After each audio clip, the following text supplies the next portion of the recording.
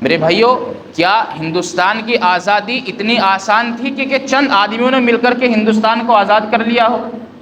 کیا ہندوستان کو 200 سال کی غلامی کے بعد آزاد کرانا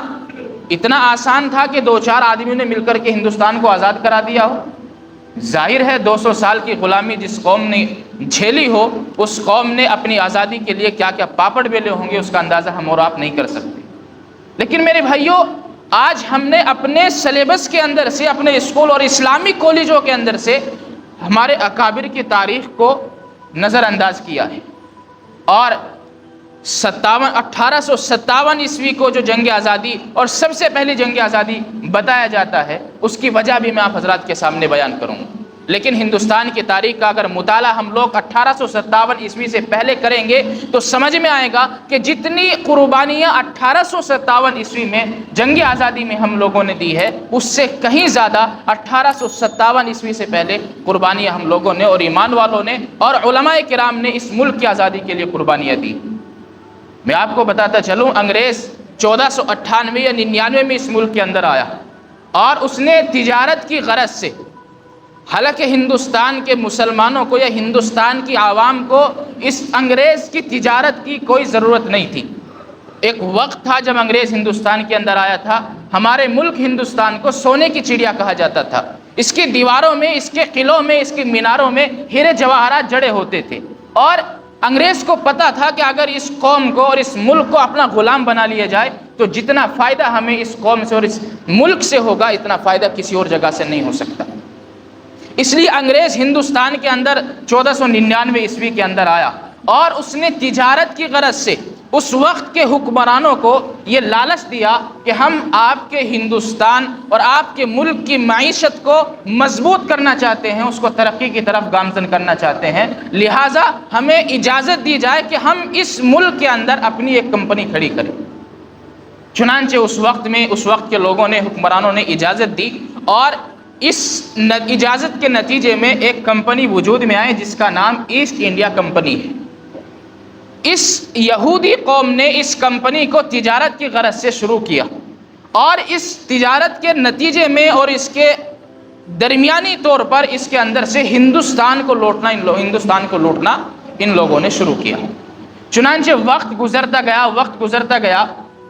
اور یہ قوم اس حالت پر پہنچی کہ اب انگریزوں کی غلامی اختیار کرنے لگی، انگریزوں کی کمپنی میں یہ لوگ کام کرنے لگے، اور ان کے تاثرات، ان کے جو اظہار خیال تھے انگریزوں کے، اس قوم کے اندر، ہندوستانی عوام کے اندر آ گئے۔ لیکن 1757 عیسوی میں ایک مرد مجاہد 22 سالہ نوجوان اٹھتا ہے، جناب سراج الدولہ، اور یہ انگریزوں کی اس چال کو بھانپ لیتا ہے۔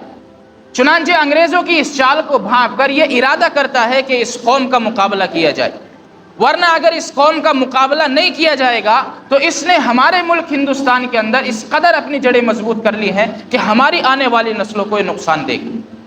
چنانچہ سراج الدولہ نے اپنے ساتھ 50,000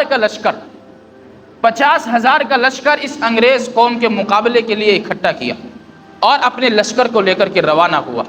اور لڑائی ہوئی، جنگ ہوئی انگریز کے ساتھ میں، اور انگریز کو شکست اس وقت میں کھانی پڑی۔ مگر ہماری قوم کی، میرے بھائیوں معاف فرمائیے گا، ایک کوالٹی ہے، بہت اچھی کوالٹی، وہ میرے الفاظ میں اچھی ہے، لیکن اگر سماج کے اعتبار سے دیکھا جائے تو وہ بالکل بھی ہمارے سماج کے لیے اچھی نہیں ہے، اور ہمارے سماج کے لیے وہ نقصان دہ۔ ہمارے سماج کی اسے بدبختی کہیے، بدقسمتی کہیے، یا اسے خوبی کہیے، جو آپ کو نام دینا ہے دے دیجئے، یہ آپ کے اختیار میں، آپ کی مرضی ہے، لیکن ہماری قوم کی یہ حالت ہے کہ ہماری جو قوم ہے چند پیسوں کی خاطر اور چند ٹکوں کی خاطر بک جاتی ہے۔ یہ ہماری قوم چند پیسوں کی خاطر اپنے بھائی کو مروا دیتی ہے، یہ ہماری قوم چند پیسوں کی خاطر اپنے بھائی کو جیل بھجوا دیتی ہے، اور یہ ہماری قوم چند ٹکوں کی خاطر اور چند ٹکوں کی خاطر اپنی قوم کے ساتھ، اپنے مسلمانوں کے ساتھ غداری پر اتر آتی ہے۔ چنانچہ سراج الدولہ جو 50,000 کا لشکر کے لے کر نکلا تھا انگریز قوم کا مقابلہ کرنے کے لیے، اگر اپنوں کی غداری سراج الدولہ کے ساتھ نہ ہوتی تو خدا کی قسم 1757 عیسوی کے اندر انگریزوں کا اس ملک ہندوستان کے اندر سے خاتمہ ہو جاتا۔ لیکن آپ نے نام سنا ہوگا، انگریز نے سوچا اور انگریز نے ظاہر اس کے سامنے ہوا کہ ہم سراج الدولہ اور اس کے لشکر کا مقابلہ اس طرح نہیں کر سکتے، جنگ میں اس طرح مقابلہ نہیں ہو سکتا، لہذا انگریز نے اور اس قوم نے دوسری چال اختیار کی، اور دوسری چال اس نے یہ اختیار کی، سراج الدولہ کا جو وزیر تھا وہ تھا میر جعفر۔ یہ میر جعفر ایک لالچی آدمی تھا، اور انگریز نے اس کو لالچ دیا، اور انگریز نے یہ لالچ دیا کہ اگر تو اس کے ساتھ غداری کرتا ہے اور سراج الدولہ کو مروا دیتا ہے، قتل کروا دیتا ہے، تو تجھ کو یہاں کا گورنر، بنگال کا گورنر تجھے بنا دیا جائے گا۔ چنانچہ اس میر جعفر نے بنگال کی گورنری کی خاطر اس کے ساتھ، سراج الدولہ کے ساتھ غداری کی ہے، اور سراج الدولہ 1757 عیسوی میں اس ظالم کی غداری کی وجہ سے جام شہادت نوش کیا ہے، ورنہ اگر اپنوں کی غداری اس وقت میں نہ ہوتی تو انگریز جو ہے وہ 1757 عیسوی کے اندر ہمارے ملک ہندوستان کو چھوڑنے کے لیے مجبور ہو جاتا، لیکن اپنوں نے غداری کی تھی، لمحوں نے خطا کی تھی، صدیوں نے سزا پائی۔ یہ آج ہمارے ملک ہندوستان کے اندر اس وقت بھی ہو رہا تھا اور آج بھی ہو رہا ہے۔ میرے بھائیوں، جب یہ سلسلہ آگے چلتا ہے، اور یہ سلسلہ، اس سلسلے میں 1761، 1762، 1763 کی جنگ آزادی ہوتی ہے، جن کا ہمارے کتابوں کے اندر نہ کوئی ذکر ہوتا ہے، نہ ہمارے جلسوں کے اندر ذکر ہوتا ہے، اور نہ ہمارے اسکول اور کالجوں کے اندر ذکر ہوتا ہے۔ اس کے بعد وقت گزرتا ہے، اور انگریز اپنے پیروں کو دھیرے دھیرے اور زیادہ مضبوطی پردان کرتا ہے، اور زیادہ مضبوطی اس کے ساتھ جمانے لگتا ہے، لیکن پھر سے ایک نوجوان آڑے آتا ہے، اور اس نوجوان کا نام ہوتا ہے سلطان صلاح الدین کے نام سے، اس کے ٹیپو سلطان کے نام سے۔ ٹیپو سلطان کے نام سے یہ بھی ایک 30 سالہ نوجوان اٹھتا ہے، اور انگریز کی چال کو بھانپتا ہے، اور اس کے دماغ میں ایک خیال پیدا ہوتا ہے کہ اگر اس کو نہ روکا گیا تو ہمارا ملک ہندوستان جو ہے وہ غلامی کی زنجیروں میں جکڑ جائے گا، لہذا اس نے بھی، ٹیپو سلطان نے بھی ارادہ کیا اور عزم کیا، اور اپنے لشکر کے ساتھ میں اس قوم کا مقابلہ کیا، اور کئی مرتبہ جنگ آزادی ہوئی، کئی مرتبہ جنگ ہوئی، اور ہر جنگ کے اندر، مختصر طور پر آپ کو بتا رہا ہوں، ہر جنگ کے اندر انگریز کو شکست اور ہار کا سامنا کرنا پڑا۔ اب انگریز نے سوچا کہ یہ تو ہمارے سامنے ایک پہاڑ کی طرح ٹیپو سلطان جو ہے وہ جم چکا ہے، اس کا مقابلہ ہم جنگ کے میدان میں نہیں کر سکتے، لہٰذا اس کو بھی اپنانے کے لیے اور اس کو اپنے بس میں کرنے کے لیے اس نے پھر سے وہی چال چلی جو سراج الدولہ کے دور میں چلی تھی۔ چنانچہ اس نے بھی سراج الدولہ کی طرح، اس کا جو سراج الدولہ کا وزیر میر جعفر تھا، ٹیپو سلطان شہید رحمۃ اللہ علیہ کا جو وزیر تھا وہ میر صادق تھا۔ میر صادق سے انگریز ملا، اور انگریز نے میر صادق کو لالچ دیا، اور اس لالچ کے نتیجے میں جس قلعے کے اندر ٹیپو سلطان شہید رحمۃ اللہ علیہ اور ان کی فوج محاصرہ کیے ہوئے تھی، جس قلعے کے اندر بند تھی، اس قلعے کے اندر اس نے، میر صادق نے تمام فوجیوں کو ایک دلاسا دیا، اور فوجیوں سے اس نے مخاطب ہو کر کے کہا کہ کیوں اس انگریز قوم کا مقابلہ کرتے ہو، آؤ تمہاری تنخواہ کا وقت ہو چکا ہے، اپنی تنخواہ وصول کر لیں۔ اب ظاہر ہے میر صادق جو تھا یہ ٹیپو سلطان شہید رحمۃ اللہ علیہ کا دانا ہاتھ ہوا کرتا تھا۔ اب اس کی باتوں میں سارے جو فریڈم فائٹر تھے، سارے جو مجاہدین آزادی تھے، وہ آ گئے، اور وہ اپنا تنخواہ کا وظیفہ وصول کرنے کے لیے گئے۔ انگریزوں نے قلعے کے اوپر حملہ کر دی، اور میر صادق کی غداری کی وجہ سے ٹیپو سلطان شہید رحمۃ اللہ علیہ بھی 1798 عیسوی میں یا 99 عیسوی میں اس دنیا کو چھوڑ کر کے رخصت ہو گئے۔ اس کے بعد یہ سلسلہ چلتا ہے۔ میرے بھائیوں، آپ اس تاریخ کو اگر اپنے بچوں کو نہیں سمجھائیں گے، اپنے بچوں کو نہیں پڑھائیں گے، تو تاریخ جو ہے آپ کے کردار کو اور آپ کے علماء کی اور آپ کی قربانیوں کو کبھی آپ لوگوں کو نہیں بتائے گی۔ 1799 عیسوی کے بعد یہ سلسلہ چلتا ہے، اور یہ سلسلہ وہاں سے ہوتا ہوا دلی کی طرف بڑھتا ہے، اور دلی کے اندر انگریز اپنے قدموں کو جمانا چاہتا ہے، مگر قربان جائیے ہم اپنے اکابر کی دور اندیشی پر، اس وقت میں ایک مرد مجاہد کھڑا ہوتا ہے، اور وہ مرد مجاہد شاہ عبد العزیز محدث دہلوی رحمۃ اللہ علیہ کی جو شخصیت ہے، اور 1804 عیسوی کے اندر شاہ عبدالعزیز محدث دہلوی رحمۃ اللہ علیہ اپنا ایک فتویٰ جاری کرتے ہیں، اور اس فتوے کا خلاصہ یہ تھا کہ آج سے ہندوستان جو ہے وہ دارالحرب ہو چکا ہے۔ دارالحرب کا مطلب یہ ہے کہ آج سے ہندوستانی عوام کے اوپر جہاد فرض ہو چکا ہے، خواہ وہ مسلمان ہو غیر مسلم ہو، جو بھی اس ہندوستان اور اس قوم کے اندر رہتا ہے، سارے کے سارے لوگوں پر جہاد اس وقت میں فرض ہو چکا ہے، اور یہ لڑائی اس وقت میں فرض ہو چکی ہے، اور انگریزوں کا مقابلہ کرنا، انگریزوں کی طاقت کو یہاں سے اکھاڑنا، یہ تمام ہندوستانی عوام کے اوپر فرض ہو چکا ہے۔ میرے بھائیوں، اس وقت میں جب 1857 سے 50-60 سال پہلے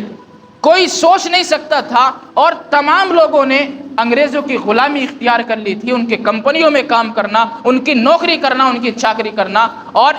کسی بھی قوم کو غلامی کا احساس نہیں تھا۔ غلامی کا احساس کرنے والا 1804 عیسوی میں اگر کوئی مرد مجاہد پیدا ہوا ہے، اگر کوئی مرد مجاہد کھڑا ہوا ہے، تو وہ شاہ عبدالعزیز محدث دہلوی رحمۃ اللہ علیہ کی شخصیت ہے، جو اپنے فتوے کو لے کر کے کھڑا ہوا ہے۔ انہوں نے فتویٰ دیا کہ ہندوستان اب سے دارالحرب ہو چکا ہے، ہندوستان کے اندر جہاد فرض ہو چکا ہے۔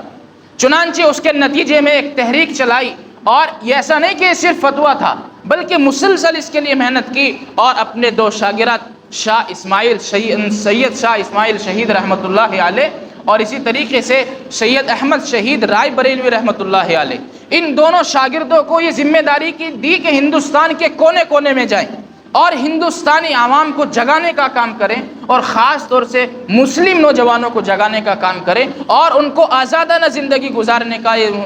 بتایا جائے، اور ان کے سامنے جہاد کی فرضیت کو اور جہاد کی فضیلت کو بیان کیا جائے۔ چنانچہ یہ دونوں آدمی اس تحریک کو لے کر کے چلے ہیں، اور سارے ہندوستان کے اندر گھومے ہیں، لیکن جب پنجاب جاتے ہیں، پنجاب کا جو گورنر اس وقت میں تھا، جس کا نام راجہ رنجیت سنگھ ہے، راجہ رنجیت سنگھ بھی غدار آدمی تھا، اور انگریزوں کا غلام یہ انسان تھا راجہ رنجیت سنگھ۔ اس نے سید احمد شہید رائے بریلوی اور ان کے ساتھی کو مخاطب کر کے کہا کہ سید احمد شہید، آپ اس جگہ کو چھوڑ کر کے چلے جائیں، اور انگریزوں کا مقابلہ ہم نہیں کریں گے۔ سید احمد شہید رائے بریلوی نے کہا، آپ کریں یا نہ کریں، لیکن ہماری قوم کے اندر یہ جذبہ پیدا ہو چکا ہے کہ آپ اپنے ملک ہندوستان کو انگریز کی غلامی سے آزاد کرا کر ہم دم لیں گے۔ لیکن میرے بھائیوں، چونکہ یہ آدمی غدار تھا راجہ رنجیت سنگھ، اس نے غداری کی، اور اپنے لشکر کے ساتھ میں جب سید احمد شہید رائے بریلوی اور سید شاہ اسماعیل شہید رحمۃ اللہ علیہ اپنی قیام گاہ پر آرام کرتے ہیں، چند مجاہدین آزادی کے ساتھ میں، یہ رات میں آتا ہے اور تہجد کے وقت میں ان پر حملہ کرتا ہے، اور وہ اس دنیا سے رخصت ہو جاتے ہیں۔ اب یہاں سے سلسلہ آگے بڑھتا ہے،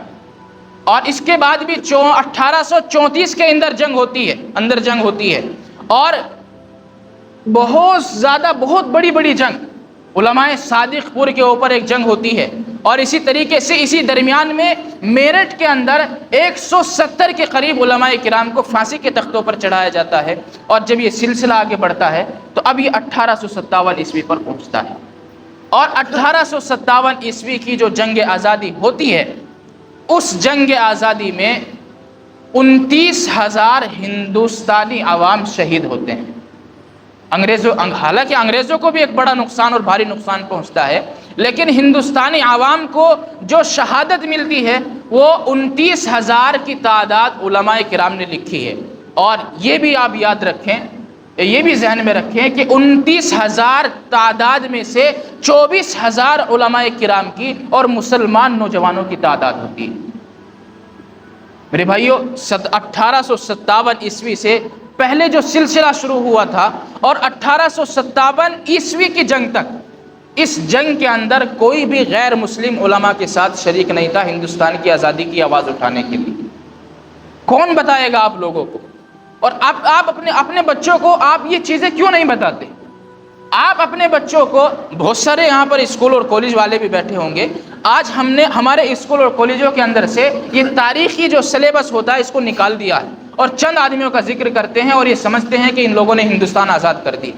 مسلسل 200 سال تک 150 سال تک مسلسل مسلمانوں نے اور تنہا علماء کرام نے قربانی دی ہے، اور 1857 عیسوی میں آ کر کے 24,000 مسلمان شہید ہوتے ہیں، علماء شہید ہوتے ہیں، اور 5,000 کے قریب دیگر ہندوستانی عوام شہید ہوتی ہے اور قتل کی جاتی ہے۔